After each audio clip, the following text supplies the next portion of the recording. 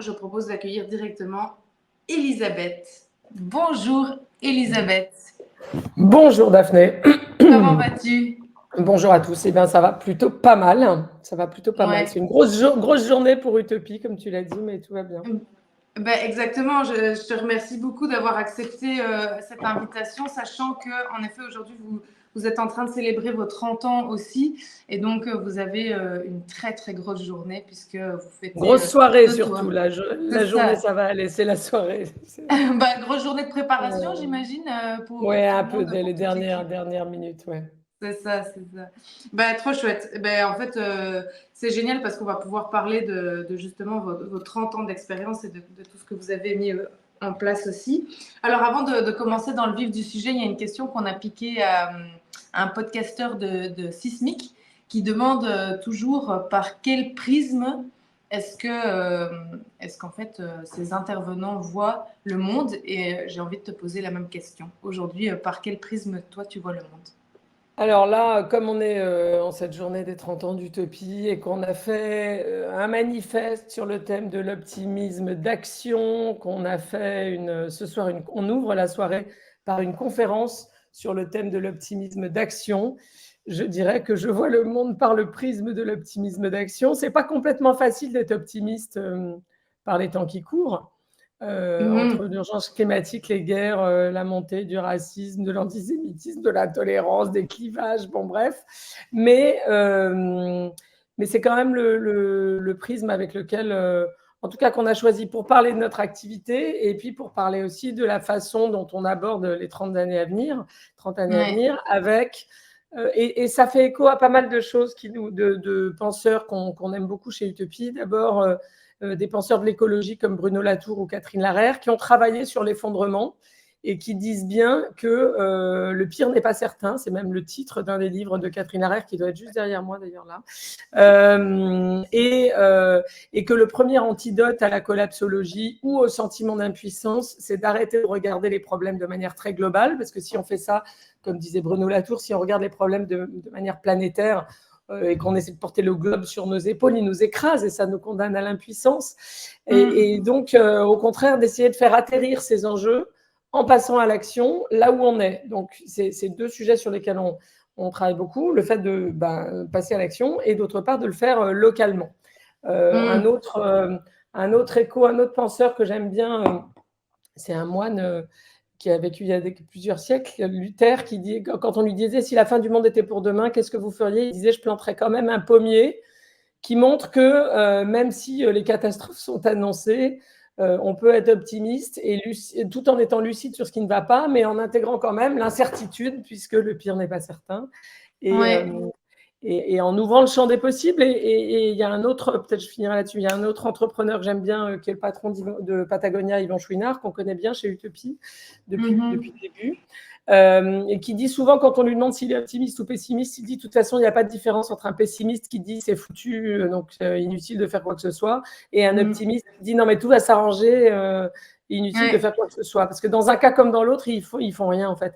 Et donc lui, il dit que du coup, chacun est comme il peut, que lui, il est plutôt pessimiste, mais qui met beaucoup d'énergie. Il dit je suis un pessimiste qui met beaucoup d'énergie à contribuer à la solution. Voilà. Et qu'au fond, ça n'a pas tant d'importance que ça d'être optimiste ou pessimiste à partir du moment où on agit. Et l'autre chose, c'est que l'action rend optimiste. C'est pour ça qu'on a choisi ce sujet de l'optimisme d'action. C'est génial parce qu'on a choisi le même sujet, en tout cas pour notre soirée à nous de clôture de l'événement. Enfin, on ne l'avait pas aussi bien synthétisé que tu viens de le faire, mais en effet, c'est l'optimisme d'action. C'est génial. On reviendra peut-être un peu plus tard sur la définition. La deuxième question qu'on aime bien poser à nos intervenants, c'est de savoir s'ils ont eu un déclic. Quel a été leur déclic environnemental ou climatique? Qu'est-ce qui a fait qu'ils se sont lancés dedans? Alors toi, ça fait 30 ans déjà que tu es dedans, donc tu es un peu pionnière, c'est pour pas dire pionnière à ce niveau-là en France. Pourquoi tu t'es lancée dans ce secteur? En fait, le point de départ d'Utopie, c'était pas tant Enfin, il y a eu deux choses. C'était la rencontre de deux choses, comme souvent, la rencontre d'une aventure plus intérieure et d'un contexte plus extérieur. je m'interrogeais pas mal sur ce que j'avais envie de faire de ma vie. Voilà, donc c'est ça le sujet. Donc je cherchais quelque chose qui avait du sens pour moi. Parce qu'en gros, quand j'étais à HEC, bossais dans la finance, ça m'intéressait pas trop. Vendre des shampoings, ça m'intéressait pas trop. Et comme c'était en gros les deux carrières qui étaient proposées, non, il y avait aussi le fait de créer une entreprise, mais comme j'avais pas d'idée précise ou de projet particulier, ça avait pas trop de sens non plus. Et donc, en cherchant, donc je suis rentrée dans la pub un peu par défaut, parce que moi, j'avais l'impression que les gens ne se prenaient pas trop au sérieux, ce qui évidemment s'est avéré plus ou moins juste selon les cas. Et dans l'agence où j'étais, il y a un prof, j'avais un prof d'anglais, en fait, qui m'amenait pas mal d'articles de presse. Et il m'a dit, mais je m'intéressais déjà beaucoup aux entreprises qui venaient de se lancer en France, Nature et Découverte, Body Shop, etc. Il m'a dit, mais tu devrais. Il m'a amené une revue un article d'une revue alternative américaine qui existe toujours, qui est une espèce de Reader's Digest de la presse alternative qui s'appelle Huttner Reader. Et la une du magazine était sur les entreprises qui allaient au sommet de la Terre à Rio en 92, et donc des Ben & Jerry's, etc. Et je me suis dit, ah non, mais là, il y a un mouvement, c'est génial.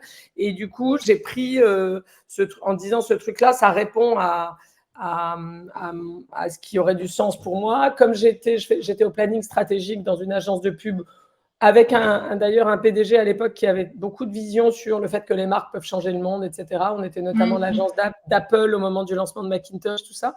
Et donc, j'ai commencé à faire beaucoup de recherches là-dessus et à parler de ça à mes clients. J'ai vu que ça les intéressait. Et donc, au bout d'une année, en gros, même pas, je me suis dit, bon, allez, avec une amie qui était dans les RH et qui faisait les mêmes constats, c'est-à-dire que finalement, ce qui motive les gens en interne et les clients en externe, c'est le fait d'avoir un projet qui n'est pas juste de fabriquer des produits, de vendre plus de produits et de gagner plus d'argent. Ce n'est pas aussi simple que ça et qu'il faut un projet, notamment la contribution à rendre le monde un peu meilleur.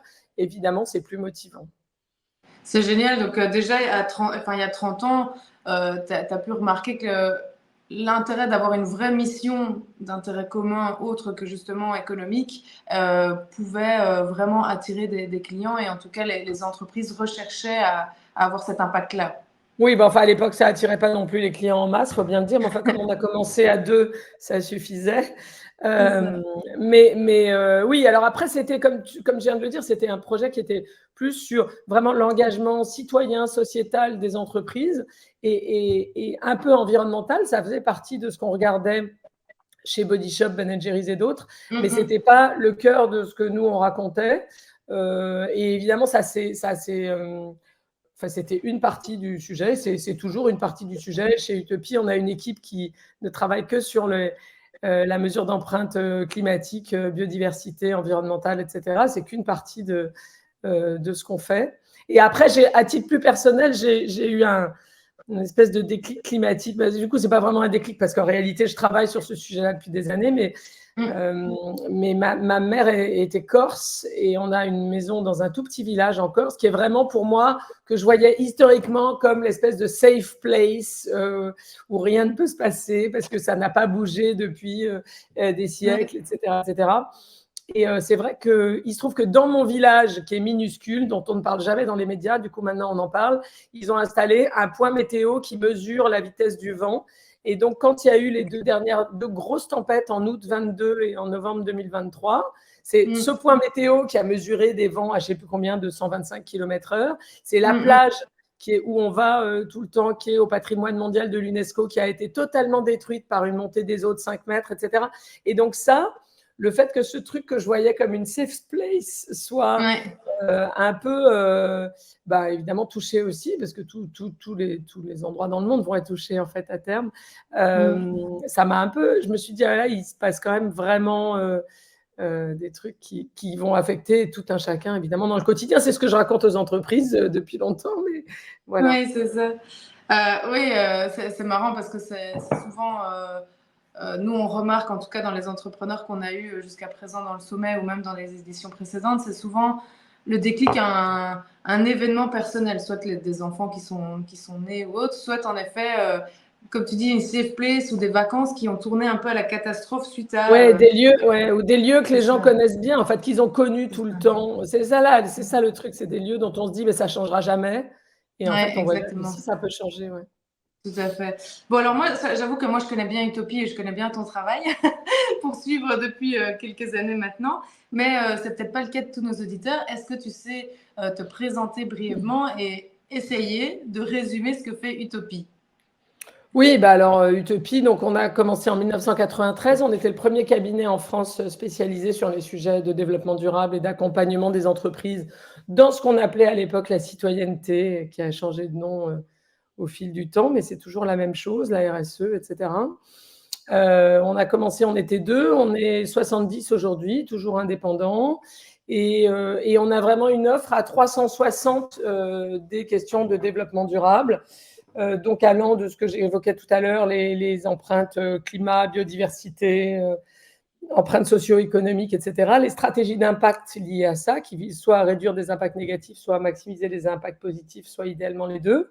On a une grosse activité autour de ce que j'appellerais les figures imposées ou les figures libres de la RSE. Donc, typiquement, on a fait tous les premiers rapports de développement durable en France il y a 25 ans. On continue, là, on est très, très mobilisé avec nos clients sur la nouvelle réglementation européenne de la CSRD qui affole un peu tout le monde. Voilà, donc on a également, on travaille avec les collectivités aussi.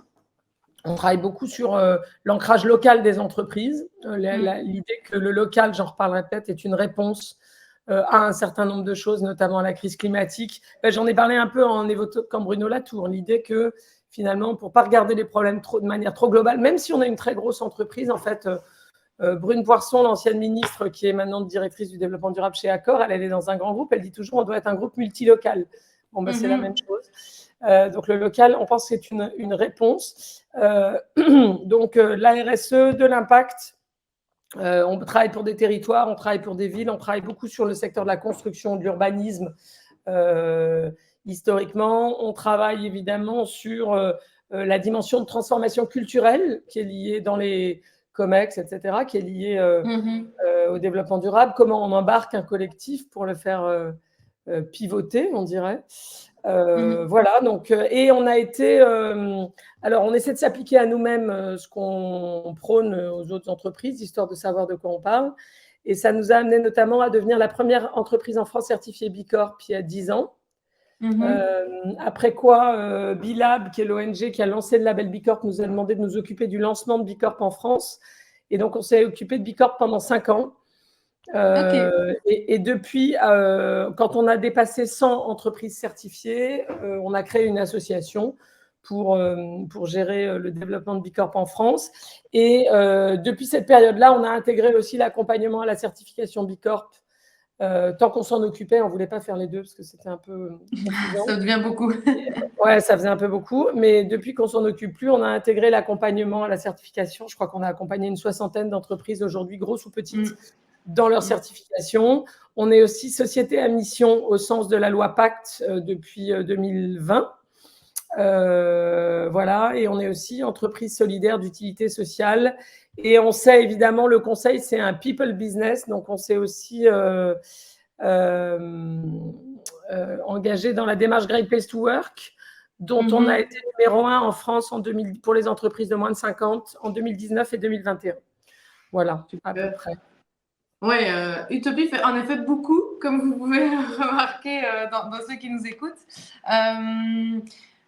En effet, vous faites énormément. Ça fait, comme on vient de dire, 30 ans que vous êtes là. Quelles sont un peu les conclusions qu'aujourd'hui vous tirez de tout ce que vous avez déjà fait et de en fait, ces 30 ans d'expérience? Écoute, il y a plein de conclusions et aucune n'est définitive. En tout cas, ce qui est sûr, c'est que ce qu'on voit, c'est que l'histoire est toujours un balancier. Il y a des vagues. Hein, c'est un peu, moi, je fais beaucoup de surf, enfin très mal, mais avec persévérance. Et donc, les vagues, il y a des vagues qui arrivent, qui sont plus grosses, qui emportent plus de monde dans le bon sens, si j'ose dire. Donc là, et des fois, typiquement, une vague réglementaire, c'est une vague comme une autre, et ça emmène plus de gens dans le mouvement, y compris des gens qui ne vont pas le faire très bien parce qu'ils vont le faire avec des motivations qui sont juste de cocher la case. Mais bon, néanmoins, voilà, donc ça, c'est un premier sujet, c'est que les choses se répètent quand même. On voit quand même qu'on a de plus... Enfin, Moi, quand j'ai commencé, il n'y avait pas un article sur la RSE et le développement durable dans les journaux et l'environnement. Il faut quand même imaginer ça. Je crois que le premier… donc moi, j'ai créé Utopie en 93. Le premier article à la une d'un magazine économique en France, c'est Enjeux les Échos en 99 parce que venait de se créer l'indice Dow Jones. Donc, avant ça, il y avait mais vraiment à peine des entrefilets dans les pages prospectives, etc. Donc là, on n'est clairement plus dans la même ère quand même parce qu'on a la CSRD, la loi AGEC en France sur le plastique, économie circulaire, climat et résilience, la loi contre la fast fashion là, qui vient d'être discutée à l'Assemblée nationale. On a quand même, on a le label Bicorp. Enfin, il y a quand même beaucoup de choses qui se sont passées. Pour autant, est-ce qu'on est rendu? Non, nous, pour les 30 ans, on a fait une petite signature là qui dit Utopie à 30 ans et tout est devant nous parce que on n'a pas… Si on regarde de manière très froide, en fait, les chiffres sur la biodiversité, le climat et même la transformation des entreprises, en réalité, est-ce qu'on a fait le boulot? Non. Est-ce qu'il y a le mouvement? Est-ce qu'on n'est pas loin de la minorité active d'entreprises qui entraînent les autres? Oui, mais il y en avait déjà quand on a commencé. C'était bien le point de Ben & Jerry's, Patagonia, Body Shop, etc. Enfin, nos premiers clients, en fait.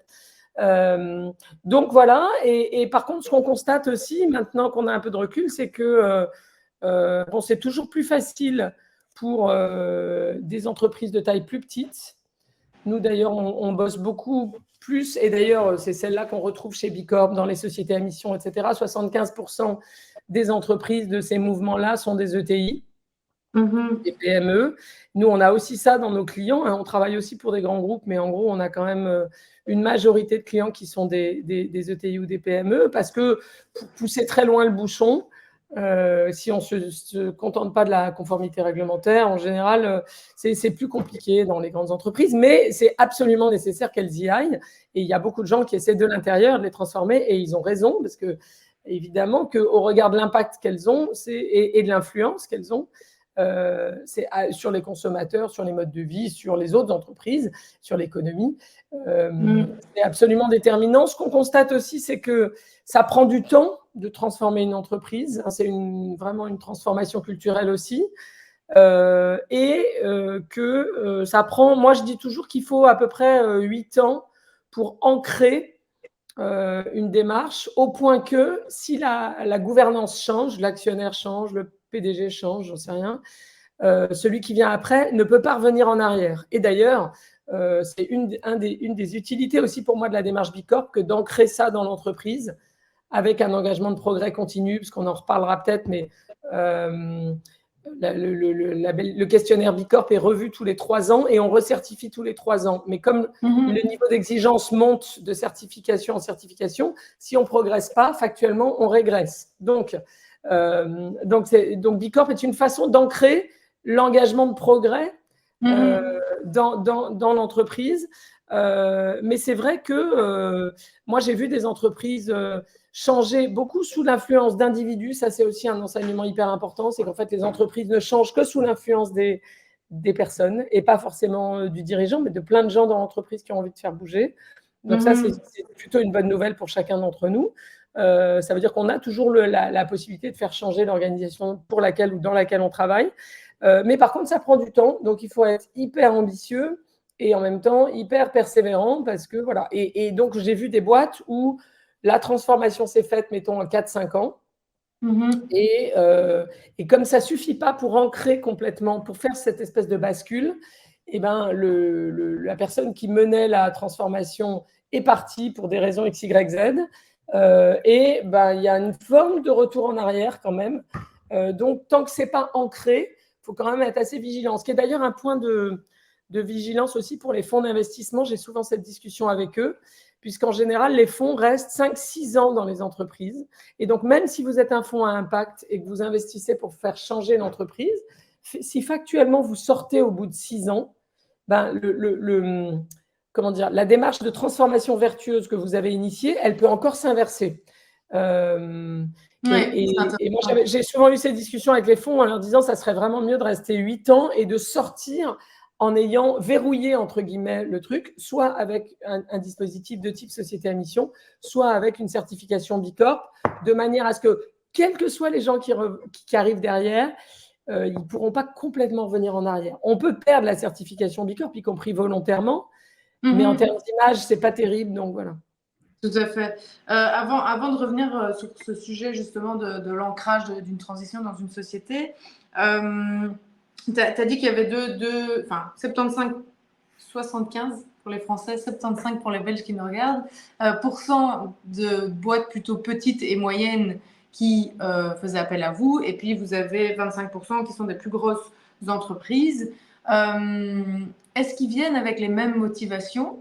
Et est-ce que, c'est une double question, est-ce que les défis qu'ils rencontrent pour cette transition sont les mêmes aussi? Tu veux dire les gros et les petits? Oui. En fait, oui. Enfin, ce qui est sûr, c'est que plus l'entreprise est petite, en théorie, plus elle est agile et plus on a affaire, par exemple, à une ETI qui appartient à son fondateur, plus le circuit de décision est court, en fait. C'est-à-dire que si la personne dont c'est l'entreprise décide que ça vaut le coup de changer et qu'il est prêt ou elle est prêt à mettre les moyens, bah, ça se produit. Du coup, dans une grande entreprise, c'est plus complexe parce que souvent, on travaille pour une filiale, une marque, un département, un site. Et donc, le circuit de décision local, si c'est très décentralisé, ça marche. Mais souvent, les circuits de décision sont tels que à un moment, le projet rencontre un autre projet qui ne va pas dans le même sens, bon, voilà. Donc, il y a toujours cette forme de complexité qui est liée à la taille. Moi, je pense beaucoup que pour transformer une grande entreprise, en réalité, c'est sans doute plus facile de faire du bottom-up que du top-down. C'est-à-dire que si vous voulez transformer une boîte qui emploie 300 000 personnes, franchement, on ne sait même pas comment prendre le machin. Si vous êtes face à l'iceberg et que vous êtes sur le Titanic, c'est moins facile de tourner que si vous êtes à un kayak. Donc, ça, c'est évident. Et puis, par ailleurs, j'ai l'impression que les ETI voient aussi plus rapidement les bénéfices de cette démarche en termes de différenciation de leur offre, en termes de marque employeur, etc. C'est plus long dans les grands groupes parce qu'il y a aussi plus de pratiques très diverses et donc tu peux avoir un îlot de vertu à un endroit parce qu'il y a des gens qui essaient de faire autrement, mais la réputation de l'entreprise va être un peu contrebalancée par autre chose à côté qui est pas si reluisant. Bon, il n'y a pas d'entreprise parfaite, ça c'est aussi une conclusion des 30 ans, c'est qu'en fait, il n'y a que des entreprises en mouvement. Il n'y a pas d'entreprise parfaite. L'idée, c'est pas soit on est complètement pourri, soit on est patagonien. Tout le monde est toujours entre les deux. Et d'ailleurs, Yvon Chouinard lui-même chez Patagonia dit qu'il arrête de parler de développement durable pour bien signifier qu'il fait partie du problème et pas de la solution. Et enfin, voilà. Donc c'est extrêmement important d'avoir ça en tête. Mais non, c'est les mêmes difficultés, la taille un peu plus. Mais la difficulté, c'est toujours le défi, en tout cas, c'est toujours d'embarquer le collectif, la communauté que représente une entreprise, c'est-à-dire ses clients, ses fournisseurs, ses salariés. Et ça, évidemment, plus vous avez de monde, plus ça s'organise. Je pense que c'est plus facile de transformer une entreprise, une grosse entreprise. J'avais cette discussion avec une enseigne mondiale il n'y a pas très longtemps. Et je disais, je pense vraiment que c'est plus facile de transformer un magasin, puis un pays, et d'arriver à en faire vraiment un espèce de rôle modèle pour tout le groupe, qui ouvre le champ des possibles et qui inspire les autres, ou alors inciter plusieurs pays, plusieurs magasins à tester des choses ou des régions, enfin voilà, repartir du local pour transformer le global. Je vois qu'on a une question, donc je vais la prendre maintenant, sinon je risque de l'oublier. Donc c'est Joseph, je crois qu'on dit, désolé si c'est pas la bonne manière de lire le nom. Que pensez-vous du respect ou du soutien des entreprises au pacte mondial et aux objectifs de développement durable? Les petits entrepreneurs, par où les petits entrepreneurs devraient-ils commencer l'implémentation?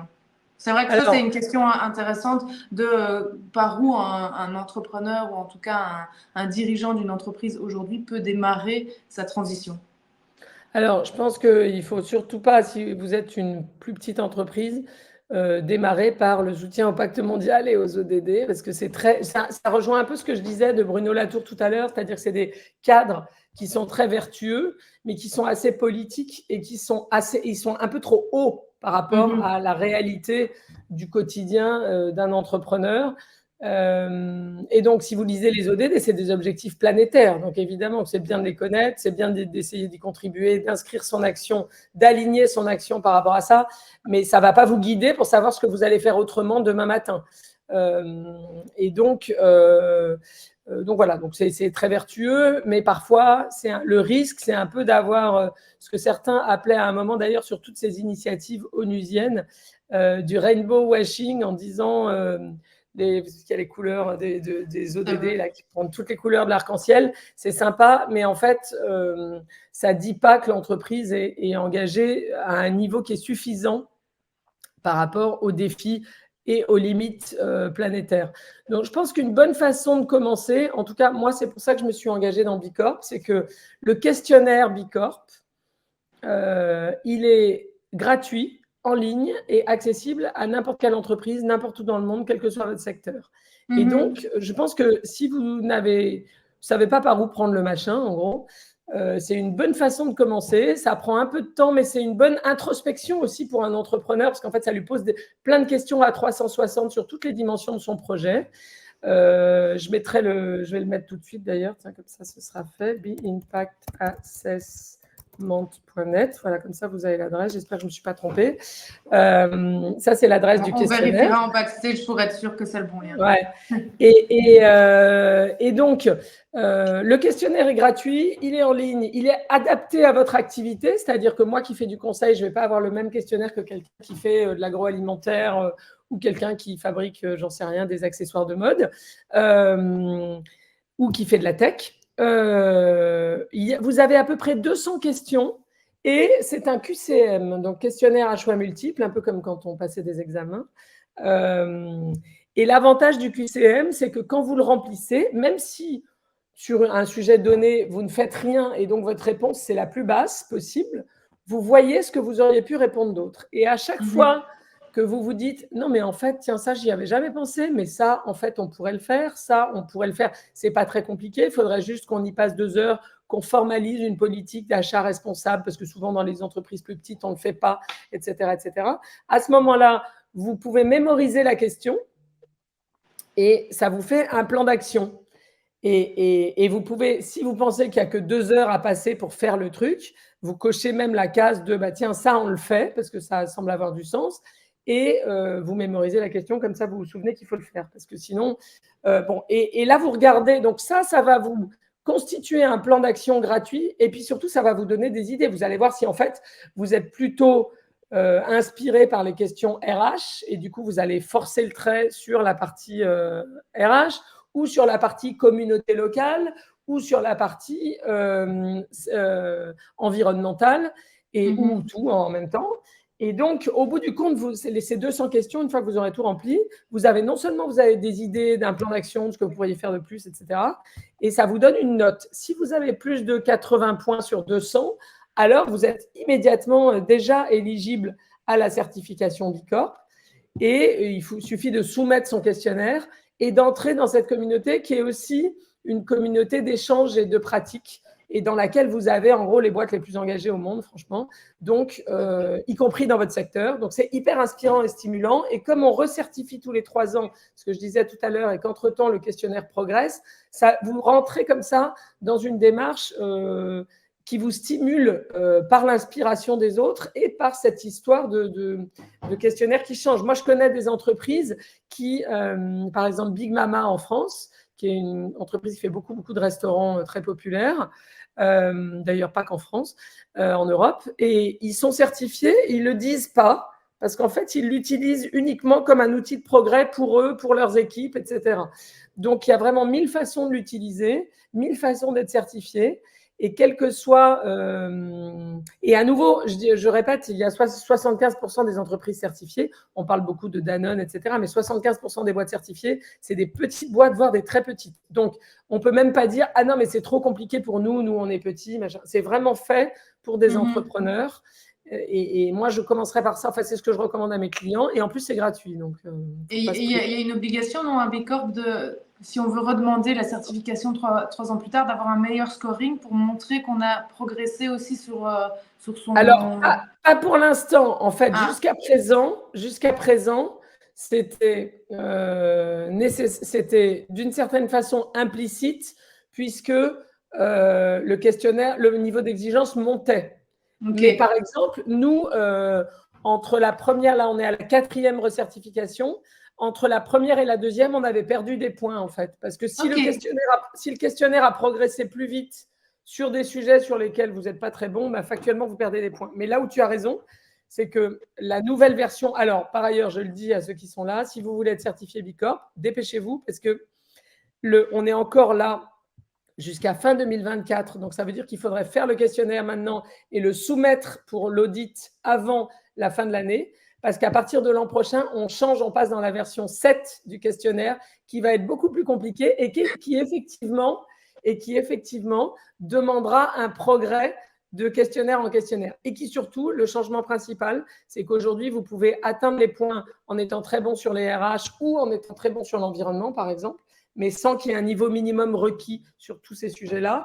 Et le changement principal de la V7, c'est que justement, on va demander aux entreprises sur 9 sujets majeurs, le climat, les RH, etc., d'avoir un niveau minimum de performance. Donc, ça va être plus exigeant, c'est cool. Mais du coup, voilà, je recommanderais vraiment de commencer par ça.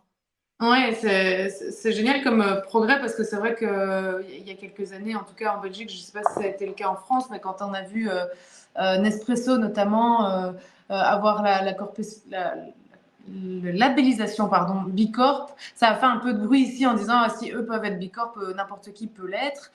Mais donc c'est intéressant de voir qu'en effet le label continue lui aussi en fait de se réinventer et de progresser. Oui, oui. Et puis moi je pense que, enfin, on voit arriver effectivement, c'est toujours compliqué cette période-là. C'est un peu comme pour les startups, la phase du scale-up. C'est-à-dire qu'on voit arriver des entreprises plus grandes qui sont un peu plus sujettes à controverse. Alors du coup, les gens se disent ah oui, mais bon, alors du coup, c'est n'importe quoi, c'est hyper facile d'avoir la certification Bicorp. Moi, tous les gens qui me disent ça, je leur dis est-ce que vous avez fait le questionnaire? Et en fait, la plupart du temps, ils me répondent ah ben non, on ne l'a pas fait. Mais il faut vraiment le faire pour se rendre compte que même des filiales de Danone ou autres qui sont certifiées, elles arrivent à être au niveau et que le niveau, il est assez exigeant quand même. Voilà. Super.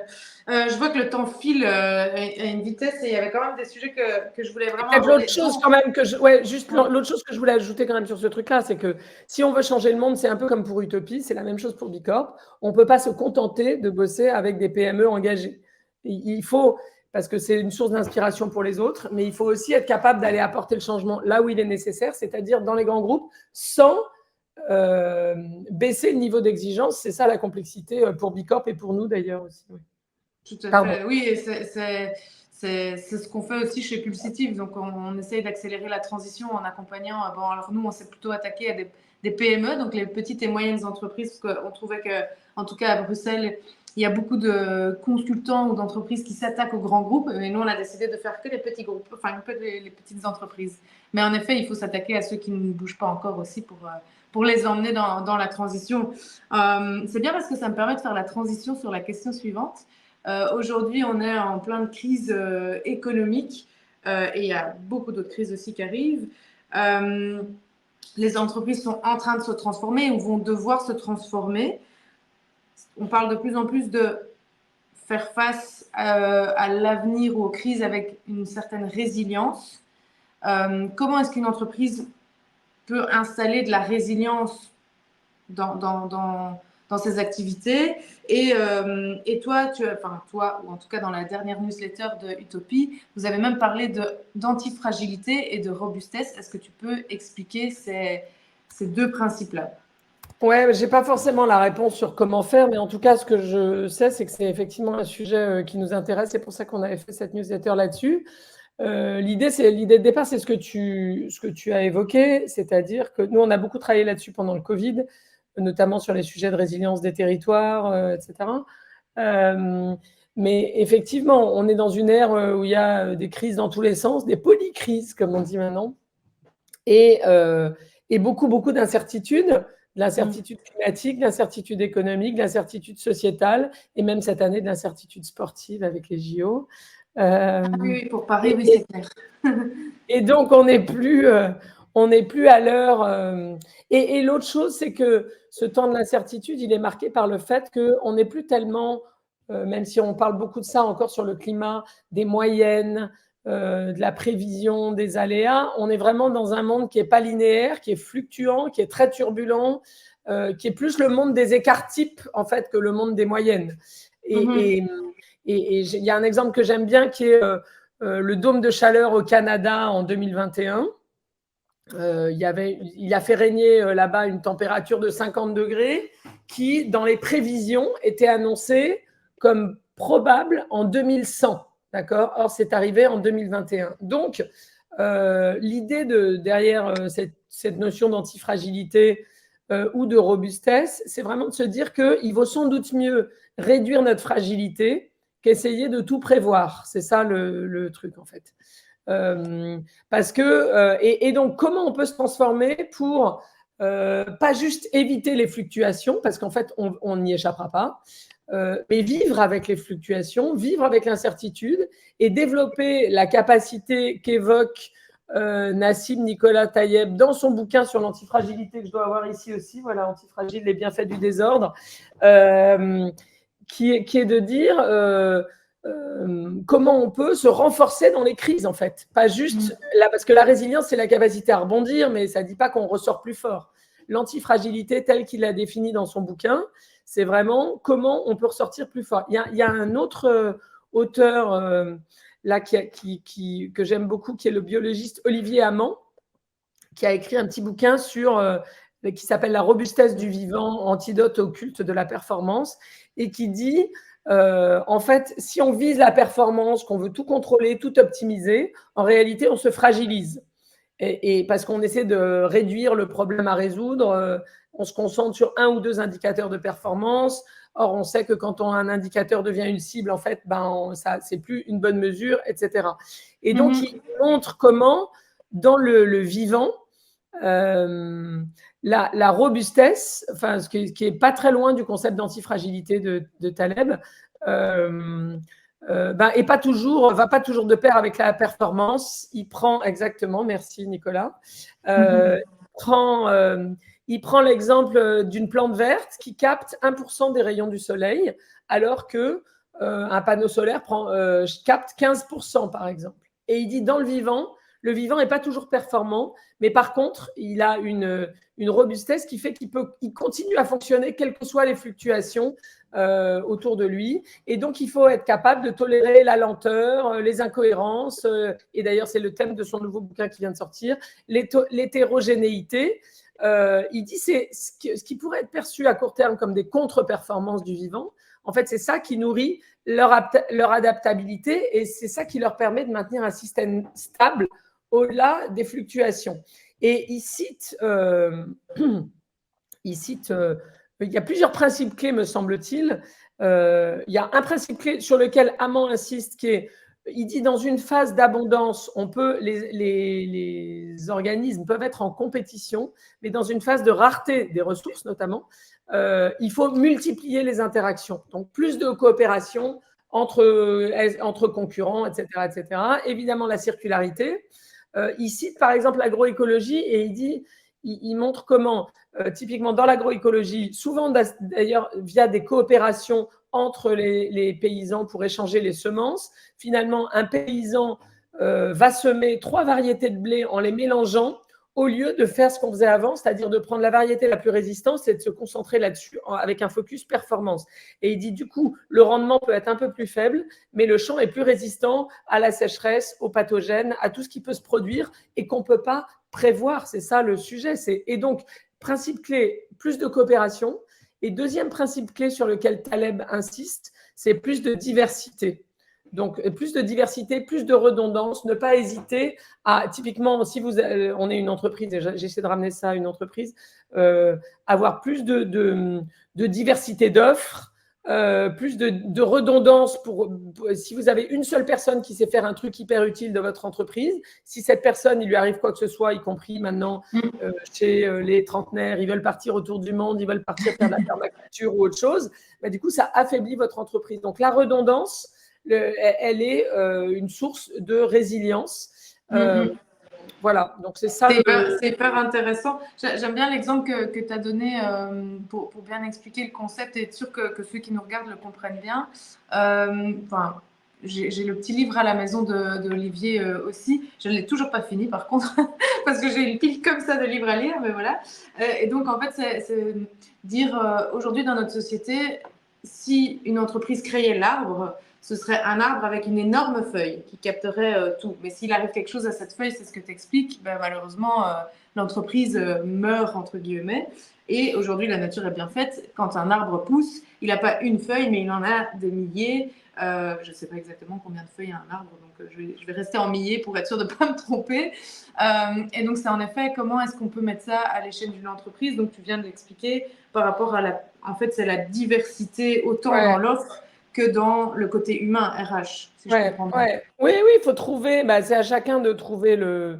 Mais là, il y a plein d'autres choses. Il y a la diversité, les redondances, comme ça, là où ici, il y a une défaillance d'un côté, d'autres systèmes peuvent prendre le relais. Une prise de décision plus décentralisée aussi, hein, ça c'est aussi un des points clés sur lesquels insiste Taleb. Voilà, avec des choses un peu plus modulaires pour que si une panne ou un choc dans une partie du système entraîne pas l'effondrement de tout. Des expérimentations, je pense qu'il y a un sujet important, c'est qu'on développe, et c'est pas complètement évident dans les entreprises. J'en parlais hier à un de mes clients qui est une entreprise d'ingénierie, donc avec que des ingénieurs, donc c'est encore moins facile pour eux, je pense, mais de développer une culture qui va avec le monde dans lequel on vit, c'est-à-dire une culture de l'apprentissage, de l'adaptation et surtout d'acceptation de l'incertitude. C'est-à-dire arrêter de se dire, en fait, il faut tout prévoir parce que personne n'avait prévu le Covid et on va être sur les événements climatiques extrêmes. On voit bien qu'on n'est pas capable de les prévoir. C'était mon exemple du dôme de chaleur au Canada tout à l'heure. En revanche, du coup, il faut qu'on développe cette culture d'acceptation de l'incertitude qui est une forme d'agilité aussi et de se dire, on va plutôt se concentrer sur l'antifragilité. On ne peut pas tout prévoir, mais par contre, on va faire en sorte de s'adapter pour réduire notre vulnérabilité. Au fond, c'est ça le sujet. Généralement, c'est quelque chose qu'on voit fort chez les jeunes entrepreneurs ou dans ce qu'on appelle les startups. Donc, une boîte qui démarre, on travaille souvent en ligne, donc on fait des essais-erreurs. Comment est-ce qu'on peut remettre ce principe, parce que c'est un peu ce que tu es en train d'expliquer aussi, justement dans une grosse entreprise, une plus grosse entreprise, même si ça reste une PME? Mais je pense que c'est aussi ce qu'invite à faire la CSRD d'ailleurs, parce qu'il faut regarder la réglementation, non pas juste comme un truc fait pour empêcher les entreprises de faire leur travail, mais peut-être aussi pour les inciter ou pour les forcer à mieux le faire. Et au fond, je pense que la question clé que tout ça pose aussi, ce que je disais, c'est une question de fragilité, de vulnérabilité, c'est de se poser la question, de prendre un peu de hauteur sur son activité, de se poser la question de sa vulnérabilité, de se poser la question des zones de vulnérabilité de l'entreprise, de son modèle économique, etc., de ses approvisionnements. Typiquement, je parlais du Canada. Le Canada produit, je ne sais plus combien, c'est le premier producteur de blé dur au monde. L'année où il y a eu la canicule, la production de blé dur au Canada a été réduite de quasiment moitié. Donc, des entreprises de pâtes alimentaires en France se sont retrouvées en pénurie de blé dur. D'accord. Et donc, ne pouvaient plus produire et donc ne pouvaient plus vendre. Bon, ça, je ne suis pas sûre qu'elles avaient identifié ce truc-là en amont. De même que les entreprises qui se fournissent en amandes, la Californie est le premier producteur d'amandes. Avec les incendies depuis des années, la production baisse. Et donc, certains producteurs commencent à se redire, à nouveau, la réponse, elle peut être locale. Elle peut être dans la diversification, c'est-à-dire ne pas sourcer tout son blé au Canada ou toutes ses amandes en Californie, parce que là, maintenant, on sait que ça vous expose à des risques climatiques vraiment réels. Donc, diversification des fournisseurs, voire relocalisation d'une partie des fournisseurs. Et donc, ça, c'est bien un travail. Et ça permet aussi, c'est ce qu'invitait à faire Bruno Latour de manière plus philosophique, mais ça marche très bien pour une entreprise, se poser la question de sa vulnérabilité, se poser la question de ses dépendances.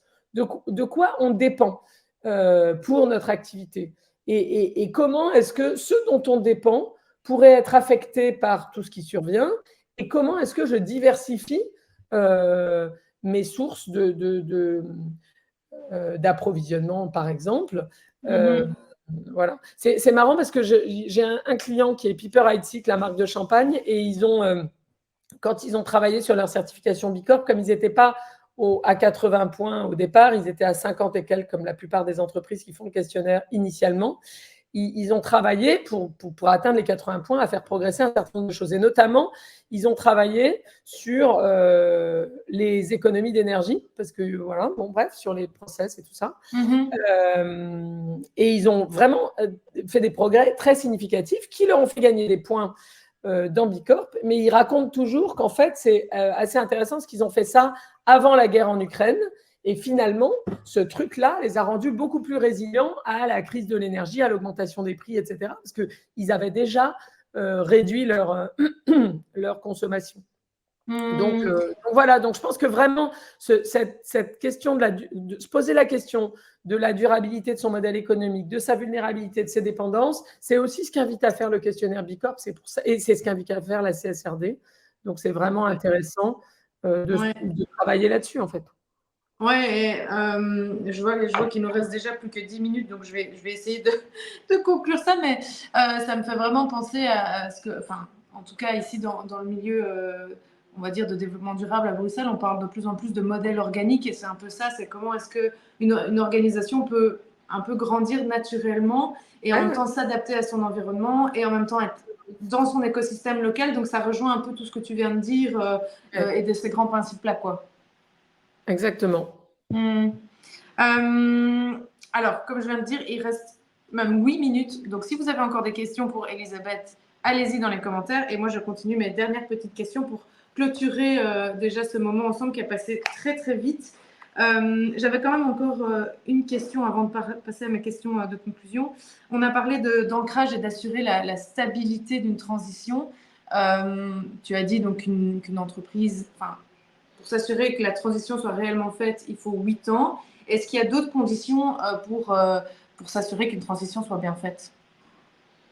Que le temps, d'autres Que le conditions temps, que oui. le temps. Mm-hmm. Non, je pense qu'il faut. Enfin, il y a plein de choses à faire bouger en même temps. Mm-hmm. Il y a les pratiques, et c'est là que je dis que le questionnaire Bicorp est vraiment intéressant. Il y a le modèle économique qui est aussi une grosse partie. La moitié des questions du questionnaire Bicorp portent non pas sur les pratiques quotidiennes et la maîtrise des impacts au quotidien, mais sur la partie vraiment ancrage des sujets d'impact dans le modèle économique de l'entreprise. C'est la moitié des questions, mais le double du gisement de points disponibles. Donc, ça vaut vraiment le coup de creuser ce sujet-là, parce que c'est ça la question, c'est comment, si je fais que de la RSE, entre guillemets, alors plus mon entreprise croît, plus mes impacts croissent aussi, et donc il va falloir que je déploie énormément d'efforts pour décorréler ma croissance économique de la croissance de mes impacts, ou de les faire croître de manière moins rapide. Si j'intègre complètement l'impact dans mon modèle économique, alors plus je crois, plus mes impacts positifs croissent, ou plus j'ai d'impact positif. Donc, c'est ça qu'il faut arriver à atteindre. C'est évidemment, ce sujet-là est hyper important. Ça rejoint aussi le travail, par exemple, à faire sur la raison d'être, les imaginaires, le projet collectif que travaille l'entreprise pour essayer de décoller un peu, à nouveau de prendre un peu de hauteur par rapport aux pratiques quotidiennes et au quotidien, dont je sais combien il peut être accaparant, enfin en charge mentale. En tout cas, c'est vrai que sur la vie des entrepreneurs ou des gens qui, d'ailleurs, du travail en général, on a une grosse charge mentale sur la gestion du quotidien, mais c'est bien d'arriver à prendre de la hauteur aussi pour remettre ça en perspective, se dire en fait c'est quoi notre cap, où est-ce qu'on va, qu'est-ce qu'on veut, comment on peut utiliser notre activité pour avoir une contribution positive en fait à la société. Donc ça c'est extrêmement évidemment important. Et je pense que, enfin, dans ce qui ancre l'impact, donc la question du modèle économique, la question des collaborations, y compris des collaborations entre concurrents, je pense qu'il faut vraiment, chez Bicorp parle beaucoup d'interdépendance, je pense qu'il faut qu'on collabore, a fortiori dans la période actuelle, plus et mieux. Donc, développer plus d'interactions, y compris avec ses concurrents, plus d'interdépendance avec un écosystème divers et varié. Et puis, chercher de l'inspiration, parce qu'il y a quand même s'appuyer sur ce qu'ont fait les autres, en fait, et se cultiver beaucoup sur ce qu'ont fait les autres. Nous, c'est pour ça, dans tout ce qu'on publie, on essaie de donner beaucoup, beaucoup d'exemples, parce que je pense que c'est ça qui inspire le plus un entrepreneur, in fine. Donc, si quelqu'un vous inspire, vous l'appelez, vous allez le rencontrer, vous écoutez ses conférences. Il y a vraiment beaucoup, beaucoup de choses. C'est ça aussi qui fait d'abord l'intérêt de l'aventure. Et puis, c'est Delphine Orviller dit toujours, elle le dit à propos des engagements féministes, mais ça marche pour tout. Elle dit, on ne peut pas faire tabula rasa en disant tout ce qui nous a précédé, c'est nul, et nous, on va inventer un truc nouveau. Elle dit, on ne peut que se hisser, on se hisse toujours, même sur les épaules de celles et ceux qui nous ont précédés. Et donc, sur nos sujets, il y a eu beaucoup de pionniers de ce mouvement. Il y en a encore qui sont vivants, qu'on peut aller voir. Il y a encore des gens qui inventent des choses nouvelles qu'on peut aller rencontrer, mais se cultiver sur aller chercher de l'inspiration ailleurs. Et c'est frappant de voir combien des démarches qui ont été menées dans des secteurs très différents peuvent être amenées dans d'autres industries, y compris comment du B2C peut inspirer du B2B, inversement, etc. C'est génial tout ce que tu viens de dire, parce qu'aujourd'hui c'est facile, avec toi je fais des transitions de manière très smooth. Parce que nos dernières questions sont toujours par rapport à l'imaginaire. On est persuadé, comme tu viens de le dire, que la transition va passer par les imaginaires aussi. Et en effet, comme tu dis, nous, le sommet, on l'organise aussi pour justement amener de l'inspiration aux gens. Et j'avoue qu'on se fait quelques cadeaux à nous-mêmes, notamment de t'avoir invité. C'est mon cadeau à moi-même parce que tu es quelqu'un qui nous inspire beaucoup. Et donc, voilà, on essaye par là aussi de nous avoir des chouettes discussions et que le reste de l'audience aussi soit inspiré. Ça me permet d'arriver à mes toutes dernières questions. Justement sur les imaginaires, quel est le monde idéal pour toi? Alors, la question est normalement d'ici 2030, mais 2030, c'est dans quelques années, donc j'ai envie de prolonger un peu plus. C'est ça, 2050. Ouais, ben écoute, c'est un peu compliqué. On va dire que l'idéal, ça serait qu'on soit arrivé à un monde un peu apaisé, dans tous les sens du terme, avec plus de paix aussi d'ailleurs, intérieur et extérieur. Ouais. C'est marrant parce que je parlais hier, il y a l'école de management de Grenoble a monté une chaire que je trouve hyper intéressante sur la paix économique, qui est aussi un vrai sujet, c'est-à-dire d'amener un espèce d'état d'esprit justement plus autour de l'interdépendance, de la coopération et de la paix dans le monde économique versus moi, je sais qu'il y a des instituts de guerre économique, etc., d'intelligence économique. Enfin bon, bref, c'est pas trop mon univers. Donc un monde plus apaisé, aligné sur les limites planétaires, c'est-à-dire dans nos modes de vie, les décisions politiques et évidemment les modèles économiques des entreprises. Du coup, je pense plus serein, probablement moins addictif, que ce soit aux écrans ou à la consommation, ou à tout ce qui peut développer des addictions, avec, on va dire, peut-être moins de biens matériels et plus de liens, y compris, à nouveau, ça rejoint le sujet de la coopération, et peut-être un peu plus philosophe et plus sage et plus local. Voilà. En tout cas, le sujet du local, c'est pas qu'il faut pas de global, c'est qu'il faut rééquilibrer ou balancer toujours le local et le global. Génial, merci beaucoup. Pour terminer, quel serait ton conseil à tous les gens qui nous regardent aujourd'hui et qui nous regarderont dans le futur? Ah ben comme ça, alors le conseil, non, mais ce que j'ai dit tout à l'heure sur, si on parle à des entrepreneurs, c'est ce que je disais tout à l'heure, de jamais oublier de se cultiver, d'aller chercher des nouvelles idées, d'aller chercher de l'inspiration, parce que on est très vite repris par le truc du quotidien et que en fait j'ai l'impression que la solution c'est toujours de sortir par le haut et de reprendre de la hauteur et d'aller chercher des nouvelles idées, des nouveaux exemples, etc. Plus de collaboration, ce que j'ai dit, et plus de Bicorp, ce que j'ai dit aussi. Ouais, bah, écoute, ça conclut bien tout ce que tu viens de dire. J'ai pas l'impression qu'on a eu d'autres questions. Je vois des merci qui arrivent. Donc, merci beaucoup, Elisabeth. Je crois qu'on aurait pu parler de chaque sujet individuellement pendant 1 heure à peu près, voire même plus.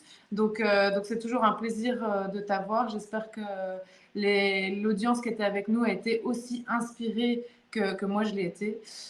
Donc merci beaucoup pour ce moment ensemble et je vais te laisser rejoindre toutes tes équipes pour l'organisation de votre soirée et pour vos 30 ans aujourd'hui. Bravo pour tout le travail que vous avez fait et que vous faites encore. Merci Daphné, merci. Merci beaucoup. À bientôt. Merci à toi, bonne Au journée. revoir.